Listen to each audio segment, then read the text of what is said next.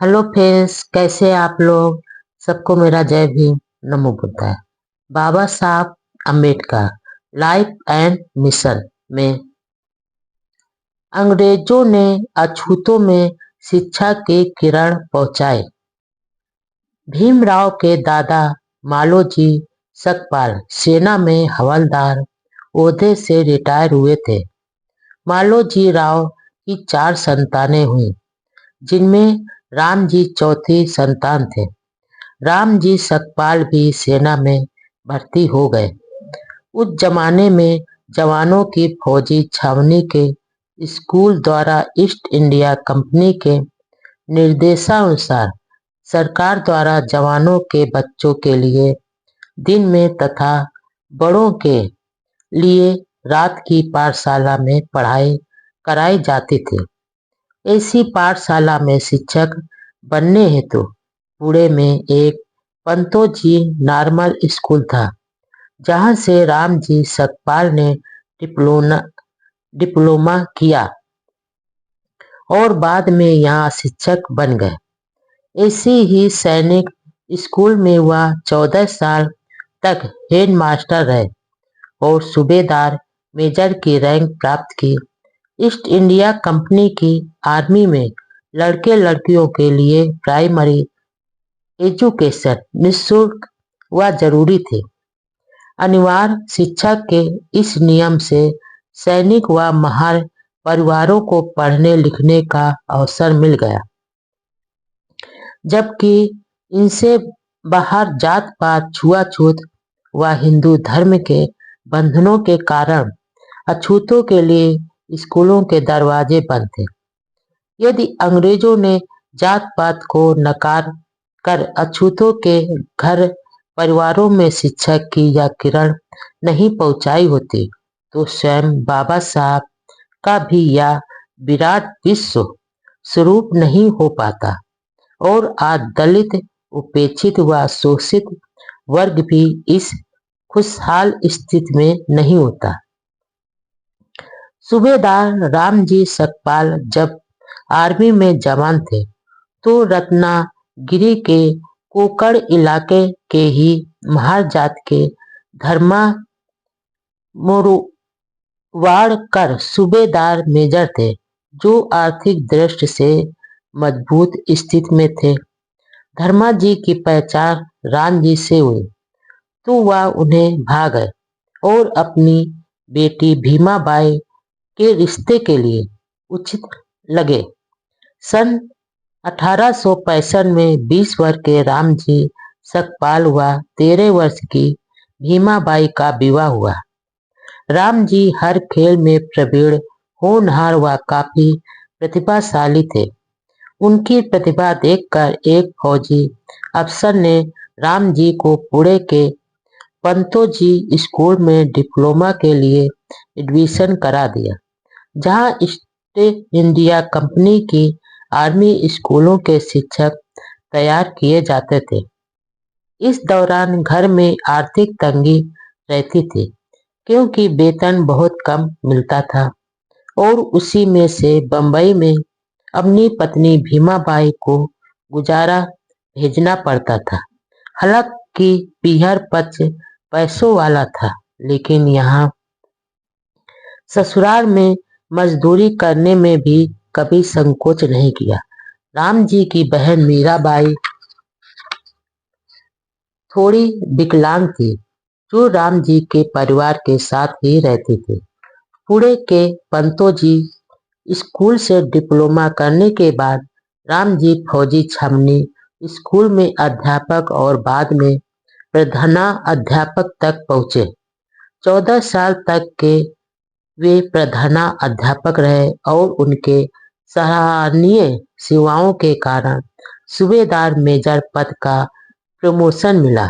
वे धार्मिक प्रवृत्ति के थे। इनके ससुर नाथ संप्रदाय व स्वयं का परिवार कबीरपंथी था। वे आडम्बरों से, व्यसनों से दूर रहते थे।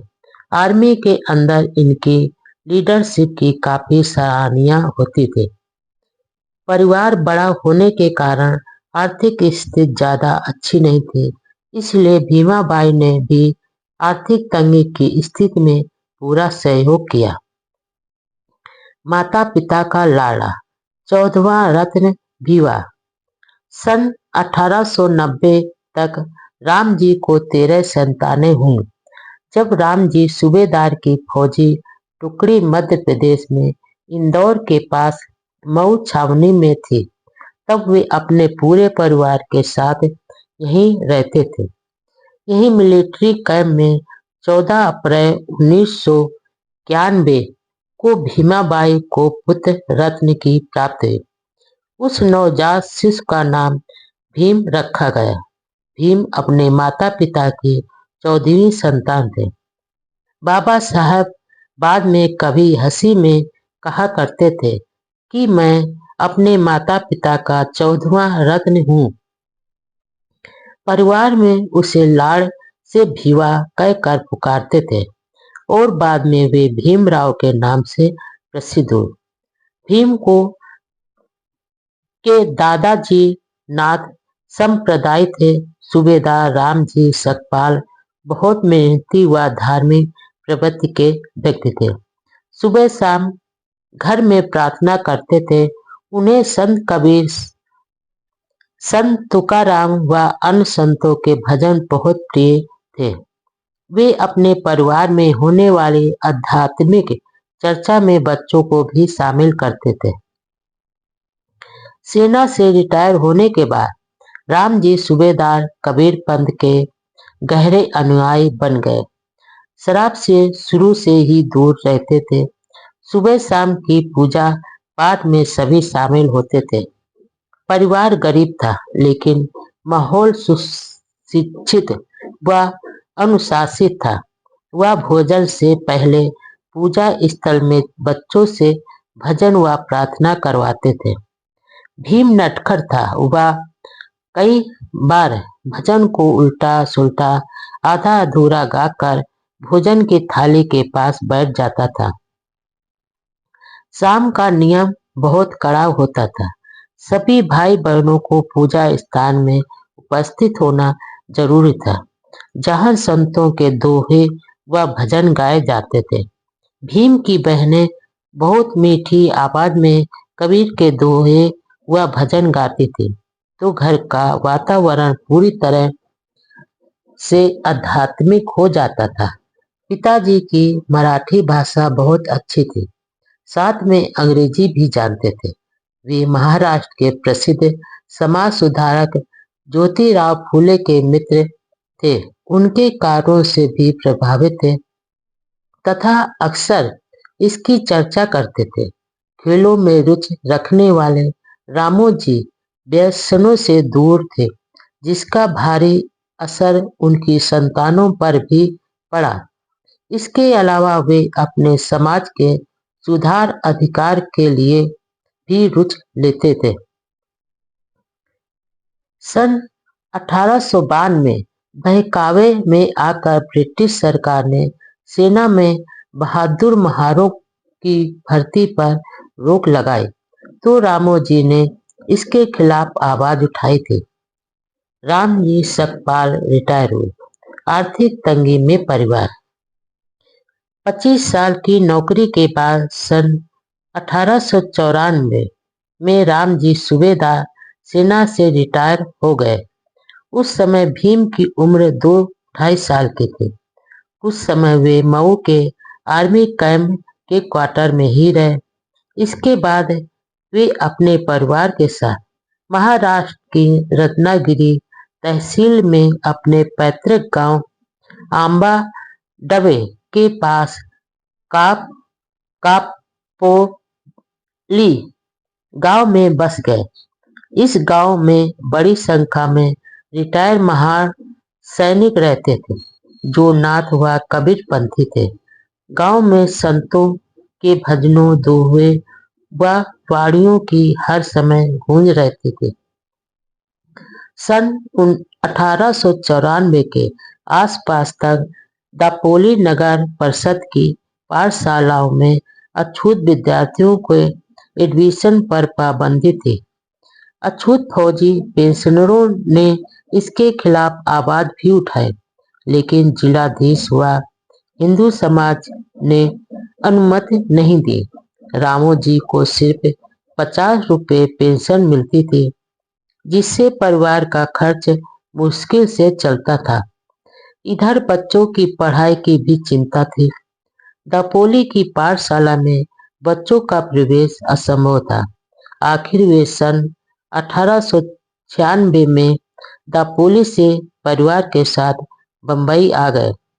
वहां से उन्होंने सेना के अफसरों को निवेदन पत्र भेजे, जिससे सतारा के पीडब्ल्यूडी के दफ्तर में स्टोर कीपर की नौकरी मिल गई। वे परिवार सहित सतारा के महारवाड़ा के पास ही रहने लगे। उनकी 14 संतानों में से उस समय 5 जीवित थे, 3 पुत्र व 2 पुत्री। सबसे बड़े बालाराम, उनसे छोटे आनंदराव, मंजुला और तुलसी 2 बहनें थे। भीम सबसे छोटा व सबका लाडला था। बड़े बेटे बालाराम, बेटी मंजुला व तुलसी के विवाह हो चुके थे। बालाराम नौकरी के कारण पिता से दूर रहते थे। सतारा आने के कुछ ही दिनों बाद राम जी परिवार पर दुख और मुश्किलों का पहाड़ टूट पड़ा। एक ओर राम जी का सतारा से गोरेगांव ट्रांसफर हो गया तो वहां चले गए, और पीछे भीमा बाई बीमार पड़ गई। तबीयत ज्यादा खराब हुई तो राम जी सतारा आ गए। खूब इलाज करवाया, लेकिन कोई लाभ नहीं हुआ। आखिर 30 साल तक सुख दुख में साथ रही भीमाबाई सारे परिवार को रोता बिलखता छोड़कर अप्रैल 1896 में चल बसे। उनके देहांत से परिवार में भारी कमी हो गई। भीम भीम उस समय सिर्फ 6 साल का ही था। वह अपनी माँ को वह कहता था। भीमा बाई समाधि सतारा में बनी हुई है। भीमा बाई की मृत्यु से सारा परिवार अनाथ सा हो गया। कई दिनों तक भीम माता को बार बार याद कर रो पड़ता था। सबसे छोटा होने के कारण भीमराव को परिवार में सबका लाड़ प्यार मिला। माँ के देहांत के बाद बुआ मीराबाई ने बच्चों के लिए माँ की कमी नहीं खलने दी। अछूतों के लिए थे बंद स्कूल के दरवाजे। भीम बचपन से ही हष्ट-पुष्ट, चंचल व नटखट था। वह अन्य बालकों पर रौब मारता था और उन्हें पीटता भी था। उनके माता पिता अक्सर भीम की शिकायतें लेकर राम जी के पास आते थे। इस तरह प्रायः रोजाना भीम की शैतानियों की शिकायत उनके माता पिता के पास पहुंचती थी। इससे राम जी सूबेदार तंग आ जाते थे। राम जी भीम को डांटते धमकाते थे, लेकिन मारते नहीं थे। आखिर वे बच्चों का उज्जवल भविष्य बनाना चाहते थे, लेकिन माता भीमाबाई अनुशासन सिखाने के लिए भीम की पिटाई कर देती थी। ऐसे समय में बुआ मीराबाई बचाती थी और लाड़ करती थी। वह कई बार पिटाई से बचने के लिए बुआ के पीछे छुप जाता था। पिता राम जी सूबेदार अपने बच्चों को केवल आध्यात्मिक व नैतिक शिक्षा तक ही सीमित नहीं रखना चाहते, बल्कि उज्जवल भविष्य के लिए स्कूली व सांसारिक शिक्षा पर भी विशेष ध्यान देते थे। भीम को खूब पढ़ाना चाहते थे, लेकिन हिंदू समाज के कड़े नियमों के अनुसार भीम के लिए शिक्षा के द्वार बंद थे। वहां सवर्ण हिंदुओं के बच्चों को स्कूल जाता देखकर भीम की इच्छा भी स्कूल जाने की होती थी। इसके लिए भीम बार बार पिताजी से जिद करके करता था, लेकिन यह मुश्किल था। इसलिए राम जी बच्चों को घर पर ही पढ़ाया करते थे।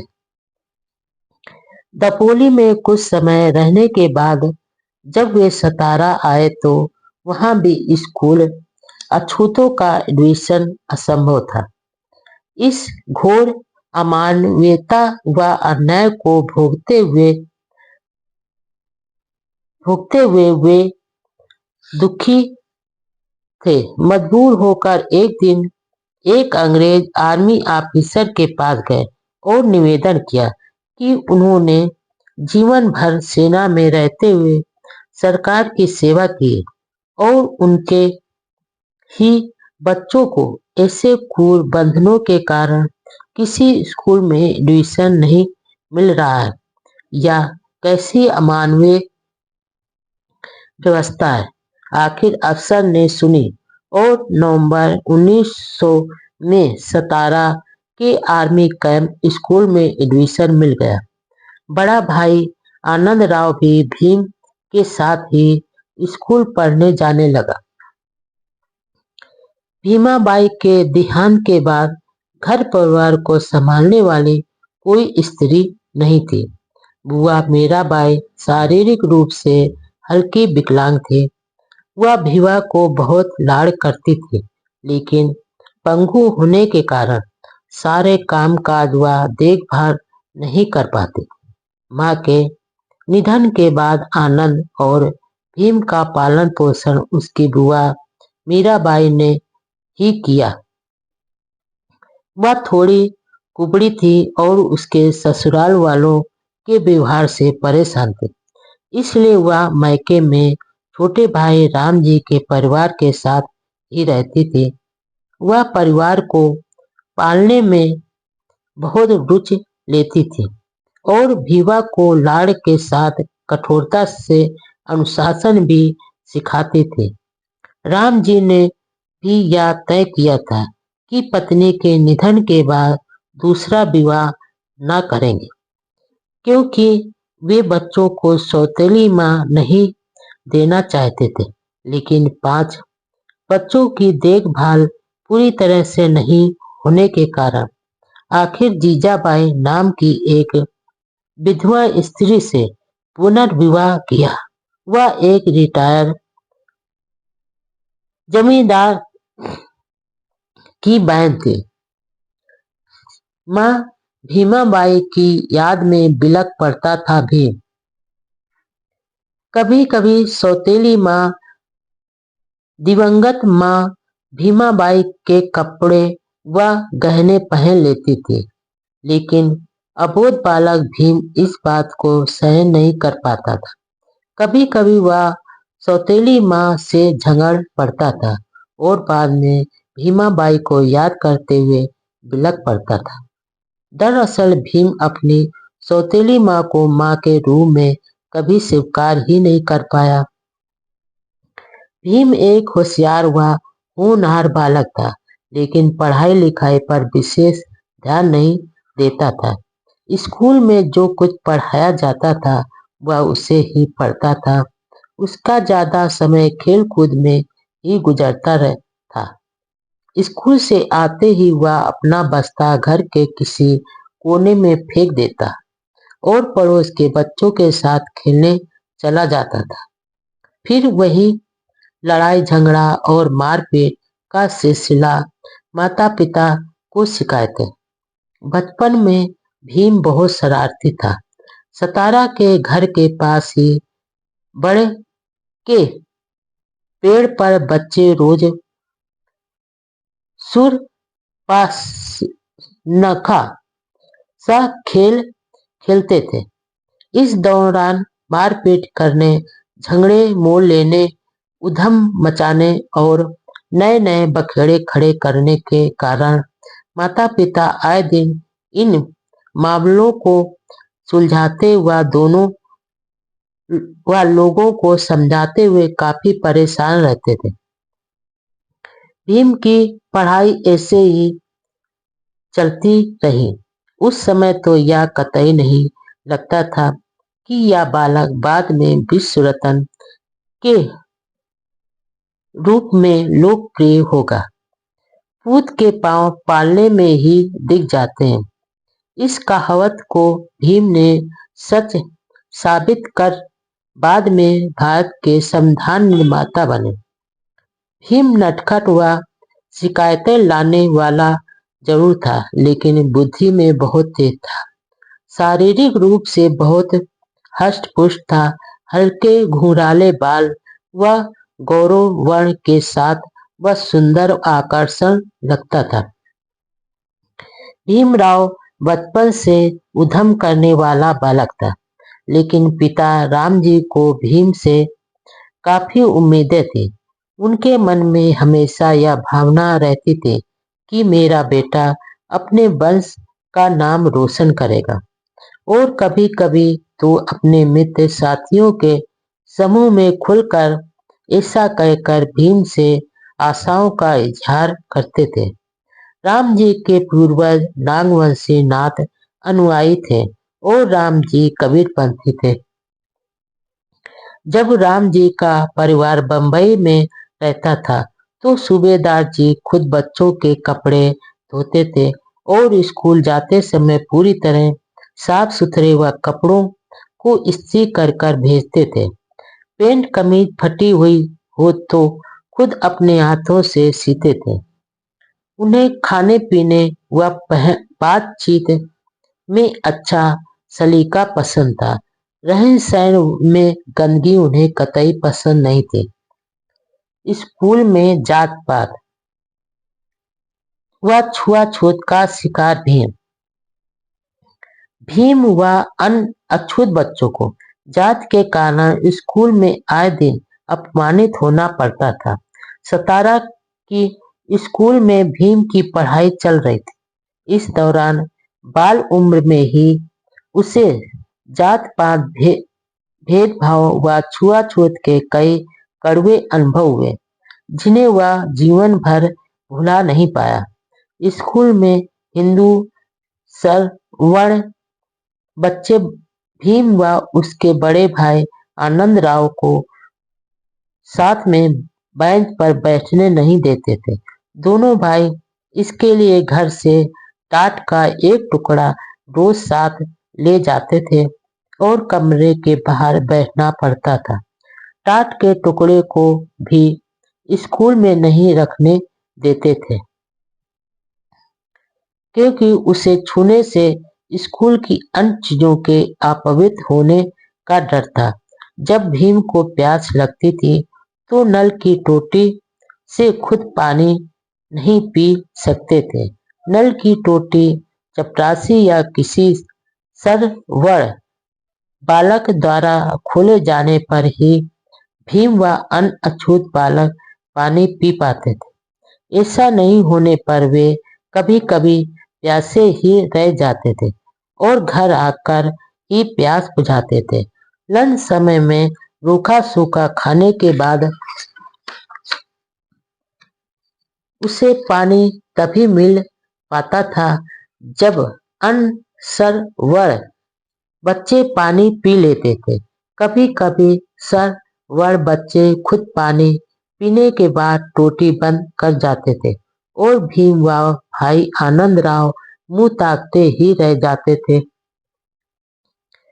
अमानवीयता की हद तो तब होती थी कि कुछ टीचर भी अछूत बच्चों के साथ छुआछूत करते थे। कुछ टीचर अछूत बच्चों की किताबों व नोटबुक्स को हाथ नहीं लगाते थे। जब टीचर क्लासरूम की ओर आते थे तो भीम व अछूत बच्चे एक तरफ कमरे के बाहर अनाज से खड़े रहते थे और जब टीचर रूम के अंदर जाते तो दरवाजे के बाहर बैठ जाते थे। इससे वे बोर्ड पर लिखे अक्षरों को दूर से अच्छी तरह पढ़ नहीं पाते थे। एक बार अध्यापक ने भीम को ब्लैक बोर्ड पर रेखा गणित के एक सिद्धांत को सिद्ध करने के लिए बुलाया तो सारे विद्यार्थियों ने शोरगुल मचाकर ब्लैक बोर्ड के पास रखे हुए अपने लंच के डिब्बों को वहां से तुरंत हटा लिया। ताकि वे अपवित्र न हो जाए, और उसके बाद ही वह मैथ्स के उस फार्मूले को ब्लैक बोर्ड पर सिद्ध कर पाया। भीम को खेल में काफी रुचि थी, लेकिन स्कूल में सवर्ण बच्चों के साथ खेलने की पाबंदी थी, इसलिए स्कूल के बाद घर पर सिर्फ महार बालकों के साथ ही खेल पाता था। शिक्षा के कथित मंदिरों में छुआछूत व जात पात का ऐसा घृणित रूप देखकर बालक भीम बहुत दुखी रहता था। जातगत छुआछूत से सड़ान मार रहा था हिंदू समाज। स्कूल के बाहर भी हिंदू समाज में जात पात व घृणित व कुरूप चेहरा हर जगह नजर आता था। जब कभी वह अपनी माँ के साथ बाजार में कपड़े खरीदने जाता था, तो दुकानदार दूर से ही कपड़ा फेंक कर दिखाता था। एक अन्य हृदय विदारक व मार्मिक घटना ने तो बालक भीम के बालपन पर गहरा आघात किया। उन दिनों रामजी सूबेदार सतारा से कुछ दूर गोरेगांव में नौकरी करते थे। एक दिन भीम, बड़ा भाई आनंदराव और बहन पिताजी से मिलने के लिए जा रहे थे। भीम ने पिताजी को पहले चिट्ठी लिख दी थी कि फला रेलगाड़ी से वहां पहुंच रहे, लेकिन वह चिट्ठी पिताजी को समय पर नहीं मिल पाई। तीनों भाई बहन पार्ली रेलवे स्टेशन से रेलगाड़ी में बैठ गए और आगे मशहूर स्टेशन पर उतर गए। बच्चे पिताजी से मिलने के लिए आतुर व खुश थे और इस आशा से रेलगाड़ी से उतरे कि पिताजी उन्हें लेने के लिए स्टेशन पर तैयार खड़े होंगे, लेकिन पिताजी को चिट्ठी नहीं मिलने के कारण वे नहीं आ पाए। सभी पैसेंजर स्टेशन से चले गए। वहां सिर्फ तीनों बच्चे खड़े थे। बच्चों को यूं अकेले खड़ा देखकर स्टेशन मास्टर ने पूछताछ की। उनके रंग रूप व साफ कपड़ों को देखकर स्टेशन मास्टर को लगा कि बच्चे किसी संपन्न परिवार के होंगे, लेकिन जब यह मालूम पड़ा कि वे तो अछूत महार हैं, तो वह 10 कदम पीछे हट गए। फिर भी उन्होंने एक बैलगाड़ी वाले को मनवा दिया कि वह बच्चों को आगे लेकर जाए। बैलगाड़ी अभी मुश्किल से 10 गज चली होगी और बच्चों से बातचीत की शुरुआत में जात पूछने पर बैलगाड़ी मालिक को पता चल गया कि बच्चे महार हैं। वह गुस्से से आग बाबूला हो गया। उसे लगा कि उसकी गाड़ी अछूत बच्चों के बैठने से अपवित्र हो गई। उसने बच्चों को निर्दयता से ऐसे धक्का देकर बाहर फेंक दिया जैसे टोकरी से कूड़ा करकट फेंका जाता है। रात का समय था। उस ग्रामीण इलाके में रास्ते में दिया भी नहीं जल रहा था। चारों ओर रात का सन्नाटा था। बच्चे भी डर रहे थे कि अब क्या होगा। इसी दौरान भीम के बड़े भाई ने जब दुगना किराया देने का लालच दिया तो गाड़ी वाला मान गया, लेकिन बच्चों के साथ गाड़ी में नहीं बैठा। बाद में यह तय हुआ कि वह गाड़ी नहीं चलाएगा। अछूतों के लिए गाड़ी चलाना वह अपनी शान के खिलाफ समझता था। वह पैदल चलता रहा और भीम का बड़ा भाई आनंदराव गाड़ी चलाता रहा। गर्मी के दिन थे। प्यास के मारे मासूम बच्चों का बुरा हाल हो रहा था। रास्ते में कुछ जगह पानी मांगा, लेकिन जात मालूम होने पर किसी ने पानी नहीं पिलाया। कुछ लोग गंदे पानी की ओर इशारा करते थे, तो कुछ तिरस्कार कर पानी देने से मना करते हुए दुत्कार देते थे। आधी रात तक बच्चों ने उस बैलगाड़ी में वह अपमानजनक सफर तय किया। दूसरे दिन अधमरी हालत में वे अपने मुकाम पर पहुंचे। मन को गहरा आघात करने वाली इस घटना की याद को बाबा साहब अपने भाषणों और सभाओं में कभी-कभी जाहिर करते थे। इस घटना का भीम के मन में अमानवीय समाज के खिलाफ गुस्सा व विद्रोह की भावना पैदा हुई। उसके दिलों दिमाग पर गहरा असर पड़ा। यह कैसा समाज था जहाँ इंसानों को पशुओं से भी बेहतर समझा जाता है। एक प्यासे इंसान को पानी पिलाने की बजाय धुतकारा जाता है। पग पग पर जातीय अपमान के कड़वे घूंट पीने पर। स्कूल जाते समय भीम व भाई आनंदराव प्यास लगने पर एक सार्वजनिक कुएं से चुपके से पानी खींचकर पी लिया करते थे। एक बार एक सरवड़ को इसकी खबर लग गई। भीम को वहीं कुएं पर पकड़ लिया और किसी जानवर की तरह बुरी तरह से पीटा और फिर से ऐसी हिम्मत न करने की चेतावनी भी दी। जब राम जी सूबेदार सेना में नौकरी कर रहे थे तो उस समय भीम का जन्म हुआ था। वहां के फौजी माहौल में और अबोध बालक होने के कारण भीम को छुआछूत का अनुभव नहीं हुआ। लेकिन रिटायरमेंट के बाद मऊ यानी मध्य प्रदेश से सतारा आए तो वहां छुआछूत व जात पात के कड़वे घूंट पीने पड़े। एक दिन भीम अपने बाल काटने के लिए नाई के पास आ जाकर बोला, बाल काटने हैं। नाई नफरत से बोला, अरे तू तो अछूत है, तेरे बाल मैं कैसे काट सकता हूँ? जा, चला जा यहाँ से। इस अपमान से भीम को बहुत बुरा लगा।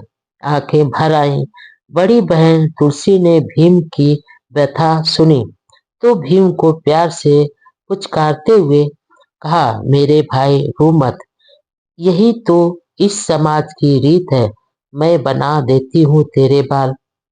भैंसों के बाल काटने वाला नाई भी भीम के बाल काटने से अपना धर्म भ्रष्ट होना मानता था। इसलिए उसकी बहन ही चबूतरे पर बैठाकर दोनों भाइयों के बाल काटते थे। अपमान, तिरस्कार व घृणा की ये घटनाएं भीम के दिलो दिमाग पर घाव की तरह बन गई। बालक भीम को धीरे धीरे यह मालूम होने लगा कि अमानवीय व्यवहार का कारण हिंदू धर्म में व्याप्त जात पात व छुआछूत का कोड़ है। भीम के मन में हिंदू धर्म की ऊंच नीच की जात व्यवस्था के प्रति घोर घृणा के भाव पैदा हो गए। इस प्रकार के कड़वे अनुभवों से भीम में जिद्दीपन और व्यवस्था के खिलाफ आक्रोश पैदा हो गया। अब वह जो ठान लेता वह पूरी करके ही चैन लेता। भीम अब इंग्लिश मीडियम की दूसरी कक्षा में आ गया। स्कूल में प्रगति साधारण थी, स्वभाव से निडर, स्वतंत्र तथा एक बार हट करने पर फिर पीछे नहीं हटता था। एक दिन स्कूल जाने के समय तेज बारिश हो रही थी। भीम ने तय किया कि वह ऐसी दशा में भी स्कूल जाएगा। भाई आनंद राव ने खूब समझाया, लेकिन वह अपनी जिद पर अड़ा रहा। आनंद राव भीम का बस्ता और टोपी लेकर स्कूल चला गया। धोती और कुर्ता पहने हुए रास्ते में पूरी तरह से भीग गया और ऐसी तर-बतर स्थिति में स्कूल चला गया। वहां पेन से नाम के ब्राह्मण अध्यापक ने भीम को पूरी तरह भीगा देख कर पूछा कि छाता लेकर क्यों नहीं आया। मासूम भीम ने बताया कि एक ही छाता था, वह भी भाई लेकर चला गया। अध्यापक को दया आई और अपने बेटे के साथ घर भेजा और भीम को नहाने के लिए गर्म पानी व एक लंगोटी देने के लिए कहा। भीम खुश था कि चलो किसी तरह आज तो स्कूल से पीछा छूटा। भीम नहाया और लंगोटी पहनकर स्कूल परिसर से बाहर सीटी बजाते हुए मजे से घूमने लगा। अध्यापक पेंसे ने देखा तो कक्षा की ओर बुलाया। सिर्फ लंगोटी पहने हुए भीम शर्मा गया, यहाँ तक कि रोने लगा और कक्षा में जाकर बैठ गया। उस दिन भीम ने विचार किया कि भविष्य में ऐसी जिद नहीं करेगा। मानवतावादी ब्राह्मण गुरु अंबेडकर, क्या प्यारा था विद्यार्थी भी। उसी सेकेंडरी स्कूल में ही अंबेडकर सरनेम के दूसरे ब्राह्मण अध्यापक थे। वे भीम को बहुत प्रेम करते थे। इंसानियत से परिपूर्ण वह अध्यापक भीम के प्रति बहुत सहानुभूति रखते थे। उन दिनों भीम दोपहर की छुट्टी के समय घर पर खाना खाने जाता था। घर बहुत दूर था। अंबेडकर अध्यापक को इससे दुख होता था, लेकिन भीम को खाना खाने के लिए घर जाने में बहुत मजा आता था, क्योंकि घूमने की आजादी मिल जाते थे। अध्यापक का भीम के प्रति प्रेम व मानवीय स्वभाव के कारण उन्होंने एक रास्ता निकाला। वे अपने साथ रोटी सब्जी बांध कर लाते थे। अब वे रोज दोपहर के समय भीम को बुलाकर अपने भोजन में से रोटी सब्जी खाने को देते थे। हालांकि छुआछूत के कारण वे ऊपर से ही भीम के हाथों में रख देते थे, लेकिन अपनेपन व स्नेह के साथ दिया हुआ भोजन भीम को बहुत स्वादिष्ट लगता था। उस अध्यापक के मानवीय व्यवहार ने भीम को बहुत प्रभावित किया। बाद में बाबा साहब उस गुरु की कृपा को याद करते थे तो गला भर आता था, आंखें नम हो जाती थी। मुझे यह कहने में अभिमान महसूस होता है कि उस प्रेम की साग रोटी का मिठास ही कुछ और था। सच्चे रूप से उनका मेरे प्रति बड़ा प्रेम था। इंसानियत से परिपूर्ण अंबेडकर अध्यापक पढ़ाने के साथ स्कूल के सामने तंबाकू की दुकान पर मुनीम का काम भी किया करते थे। वे कई बार कक्षा में एक होशियार व बड़ी उम्र के मुस्लिम विद्यार्थी को सारी क्लास को संभालने का जिम्मा देकर मुनीम के काम पर चले जाते थे, लेकिन बाद में सारा काम पूरा करवा देते थे। बालक भीम का सरनेम शुरू में आम्बेडकर था, अंबेडकर नहीं। दरअसल महाराष्ट्र के ज्यादातर सरनेम अपने गांव पैतृक स्थान के नाम के साथ कर लगाकर लगाते हैं। आजकल यह प्रचलन काफी कम हो गया। भीम के दादा मालोजी राव दापोली के पास आंबा डबे गांव के निवासी होने के कारण लोग उनके परिवार को आंबा डे वेकर उपनाम से पहचानते थे।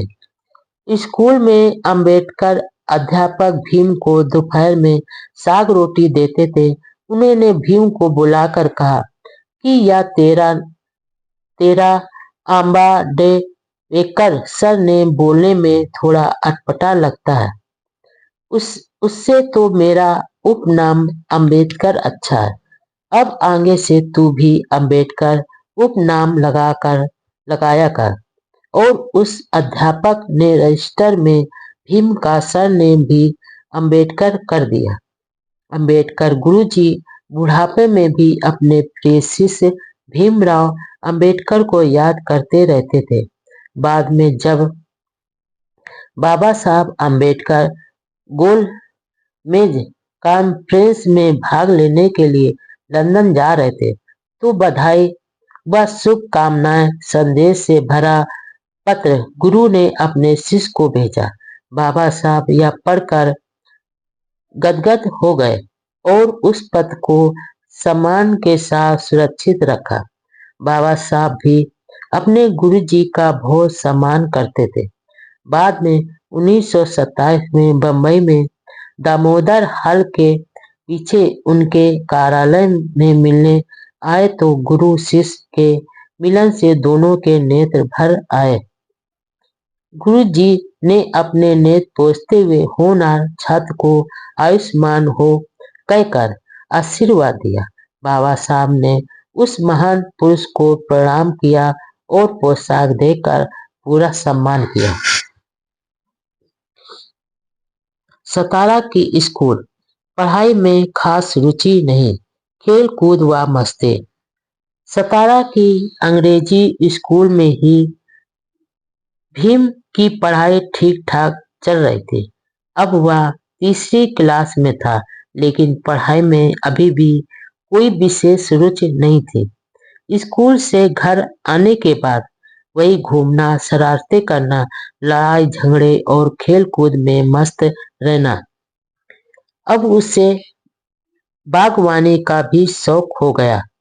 पैसे जोड़कर पौधे खरीद कर लाता था। पढ़ाई के प्रति बेरुखी होने का एक घरेलू कारण भी था। दरअसल वह अपनी माँ भीमाबाई को खोने के बाद सौतेली माँ को कभी स्वीकार नहीं कर पाया।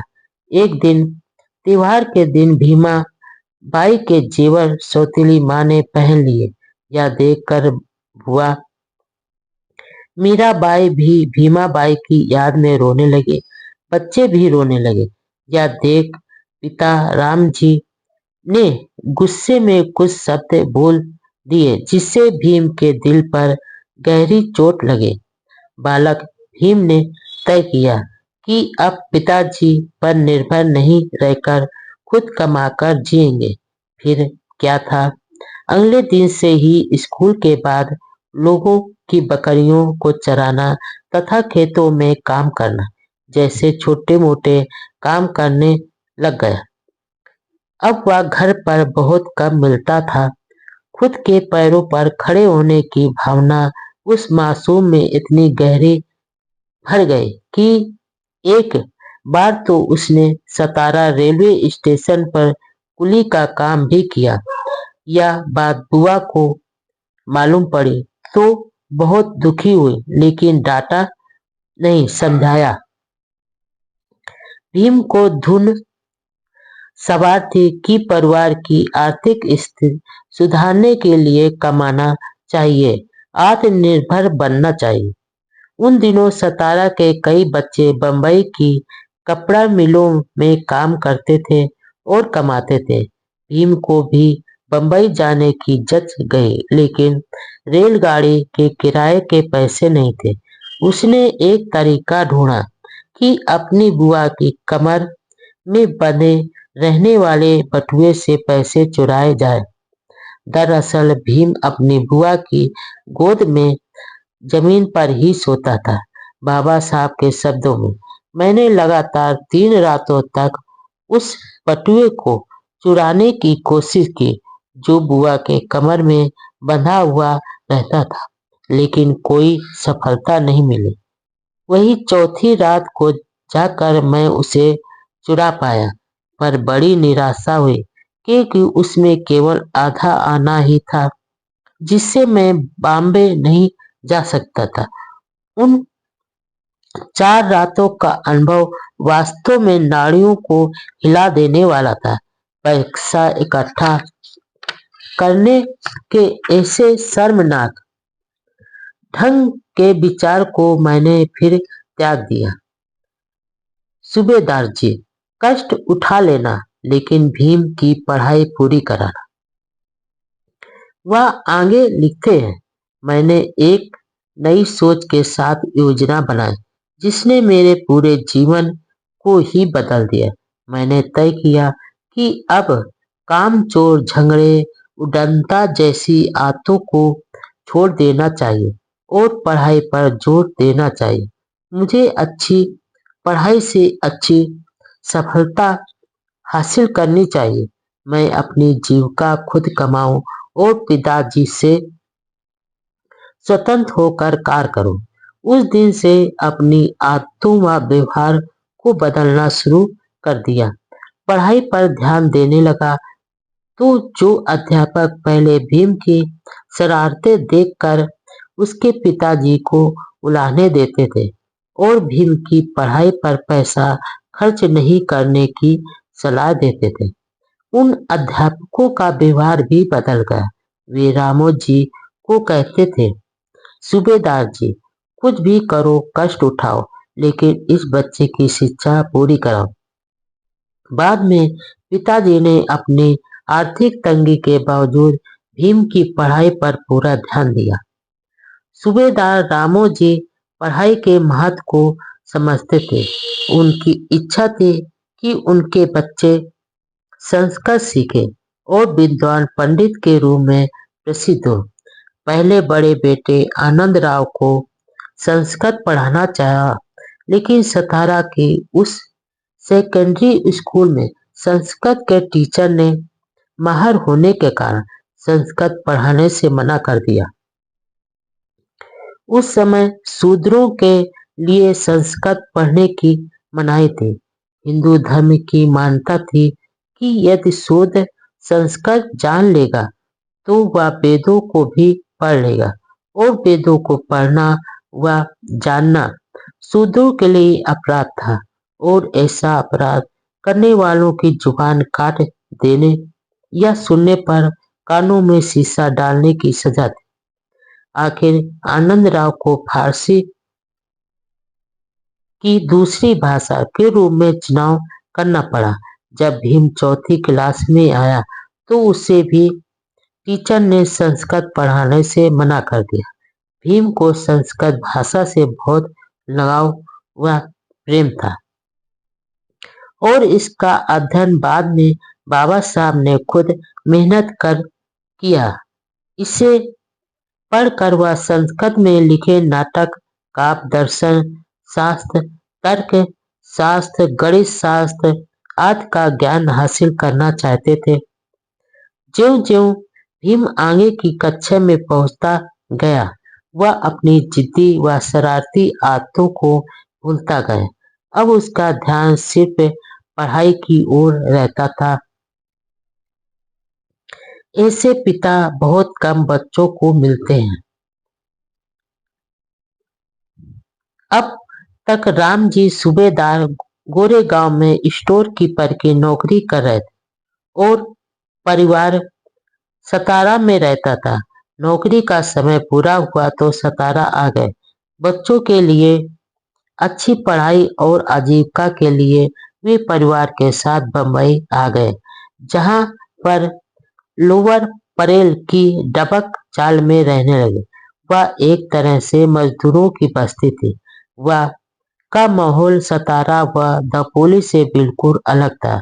विवाहित दोनों बेटियां भी बॉम्बे में ही रहती थी। शुरू में आनंद व भीम को मराठा हाई स्कूल में भर्ती कराया। भीम भी अब अधिक मेहनत करने लगा, लेकिन पिता फिर भी संतुष्ट नहीं थे। वे भीम को पढ़ाई में और बेहतर स्थिति में देखना और फिर बड़ा आदमी बना देखना चाहते थे। वे खुद भी भीम को अंग्रेजी पढ़ाते थे। पिता के मार्गदर्शन में भीम ने हार्वर्ड की इंग्लिश रीडर तथा तरखा डकर द्वारा लिखित 3 किताबों का अध्ययन पूरा कर लिया। भीम अब पाठ पुस्तकों के अलावा अन्य कई विषयों पर किताबें पढ़ने लगा। अब वह आए दिन नई नई किताबें खरीद कर पढ़ना चाहता था, लेकिन राम जी की आर्थिक स्थिति बहुत कमजोर थी। जब भीम की पसंद की किताबें खरीदने के लिए पिता के पास पैसे नहीं होते थे, तो बम्बई में ही रह रही अपनी बेटी के पास जाते थे। जब उसके पास भी नहीं होते तो उसे दिए गए गहनों में से एक गहना उधार ले आते थे। उस गहनों को एक मारवाड़ी के यहाँ गिरवी रखते थे। उस पैसे से किताब खरीद कर भीम को देते थे। इस महीने के अंत में पेंशन मिलने पर उस पैसे से वापस गहना छुड़ाना और बेटी को वापस देना यह एक आम बात हो गई। बहनें भी भाई की इच्छा को ध्यान में रखते हुए मना नहीं करती थी। भीम की इच्छा पूरी करने के लिए उन्होंने जो त्याग किया उसे याद कर बाद में बाबा साहब रो पड़ते थे। ऐसा वात्सल प्यार करने वाला पिता बहुत थोड़े बच्चों को मिल मिलता होगा। मेरे शरारती व अल्हड़ स्वभाव के कारण मुझे उस समय उनके प्यार व वात्सल का मोल मालूम नहीं पड़ा। बचपन से ही भीम को पुस्तक प्रेम के कारण ही बाद में बाबा साहब की निजी लाइब्रेरी का इतना विशाल स्वरूप बन गया। पिताजी द्वारा लाई गई किताब को पढ़ते पढ़ते सिरहाने रख कर ही सो जाता था और ऐसा अक्सर होता था। भीम के बालों की चोटी के तेल से किताबें भी चिकनी हो जाती थी।